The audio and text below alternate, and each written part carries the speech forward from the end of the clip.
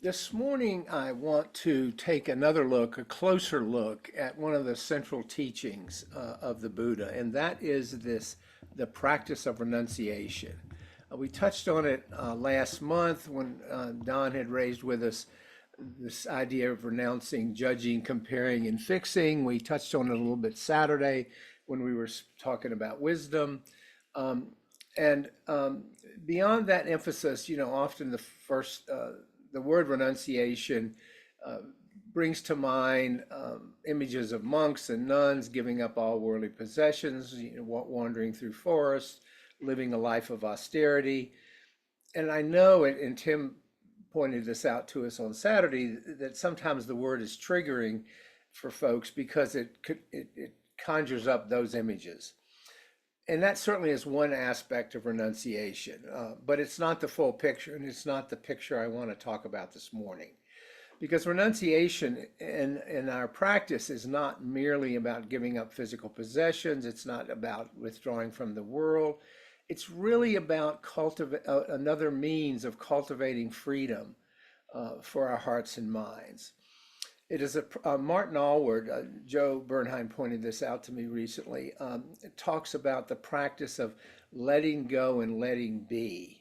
And I went and looked that up after Joe mentioned it, and I really like the way he talks about that. And this form of renunciation is not the kind we talk about with monks or nuns or those living in solitude, which is a whole separate practice. It's really deeply relevant to all of us living in the modern world amidst our busy schedules, our relationships, our responsibilities. And the Buddha himself discovered that external renunciation is not enough, giving up possessions and all of that for monastics, but even for them, it's not enough. And by which I mean it really needs to be seen as a shift in how we perceive and relate to our experiences, our desires, and our aversions, how we relate to our experiences, desires, and aversions. So how might this practice then, as I'm talking about it this morning, bring greater peace and contentment into our lives?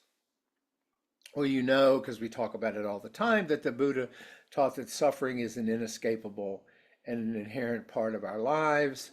Now, this doesn't mean we're in pain every moment or inconvenienced or every moment of the day, but it does point to that sense of subtle dissatisfaction that can underlie even our happiest moments.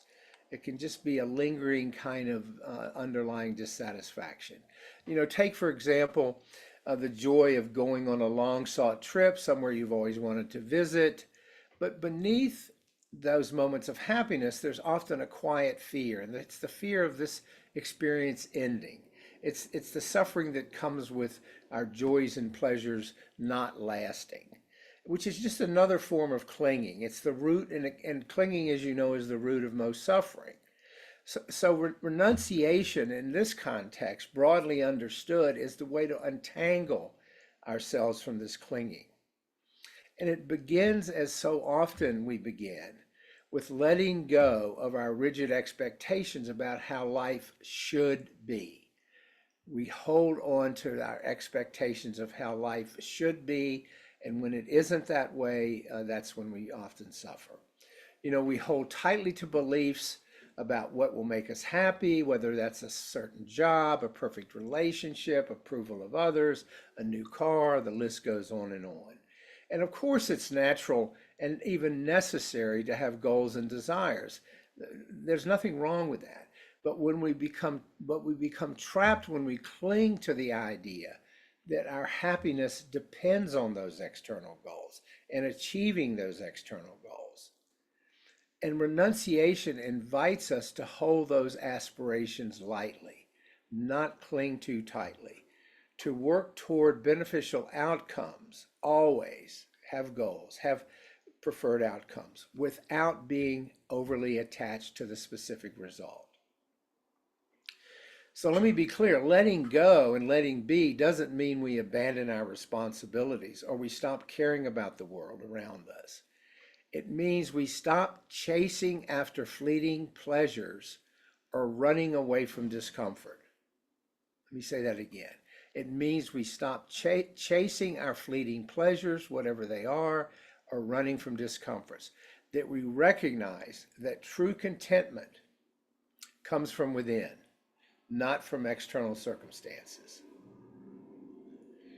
You know, in my field, in the field of psychology, the notion that mirrors this wisdom, the Buddha's wisdom, we call the hedonic treadmill. It's just jargon for our tendency to chase after happiness by acquiring more and more stuff, or more and more things, or more and more degrees, or more and more income, or whatever.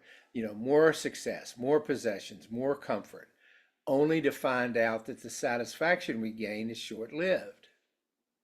You know, we think if we can just get the new car, if we can just get the new phone, we'll be happy. Or if I can just find the right partner, my life will be complete and I'll live happily ever after. But as soon as we achieve one goal, another desire takes its place. The novelty wears off and the cycle continues. Now, this is not to say that seeking comfort, seeking security, there's anything wrong with it. You know, in fact, we have to have a basic level of stability, a basic, basic comforts in our lives, such as financial security, health, and safety. These things are essential for well-being. But beyond a certain point, getting more stuff or chasing more external achievements brings diminishing returns. It stops working. And this is where inner renunciation becomes vital. This is where we shift the emphasis from outside accomplishments, accumulation of stuff, to our inner life. And we begin to do this instead of fixating on what's missing or what we don't have, by cultivating gratitude for what we already have. We learn to discern what truly adds value to our lives, and we let go of the rest. As one popular author said, we should, quote, keep only what sparks joy, close quotes. And by that, they're talking about internal kinds of gratitude and other practices. Because this principle applies not just to physical possessions, but to the mental and emotional clutter that we accumulate. What beliefs, what habits, what expectations are we holding on to that no longer serve us and which cause us suffering? And can we release some of this baggage to create greater space for peace and clarity? You know, one of the most powerful teachings on the renunciation comes from one of my favorite suttas, the Buddhist parable of the second arrow, which we often talk about. You know, you recall that the first arrow represents the inevitable pains in life: illness, loss, disappointment, and so forth. These experiences are often beyond our control. They are part of the journey. But the second arrow represents the additional suffering we pile on by creating for ourselves, which we create for ourselves by resisting or fixating on the first arrow. You know, we might dwell on feelings of anger or self-pity. We might create stories in our mind about how unfair life is. Anytime we are feeling like a victim, we are neck deep in the second arrow. You know, by clinging to anger and guilt about an outcome we don't like, we deepen our suffering unnecessarily. The practice of renunciation, as I'm talking about it this morning, helps us avoid the second arrow.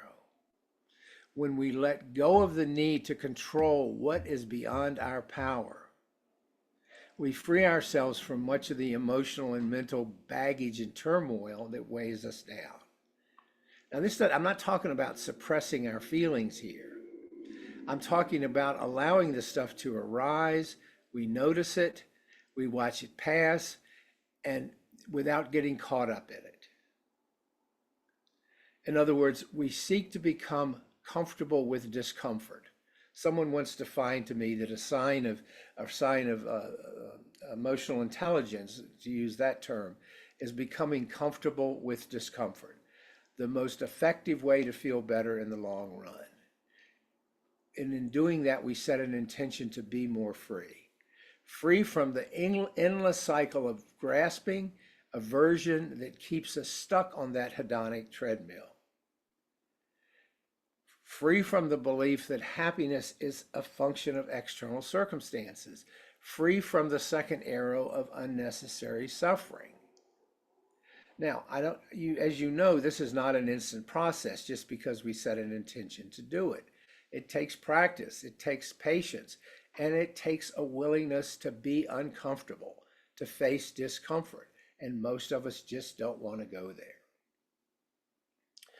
Now, our meditation is a wonderful starting point because it helps train us to observe our thoughts, observe our emotions as they arise, without reacting to them, without clinging to the pleasant ones and pushing away the unpleasant ones.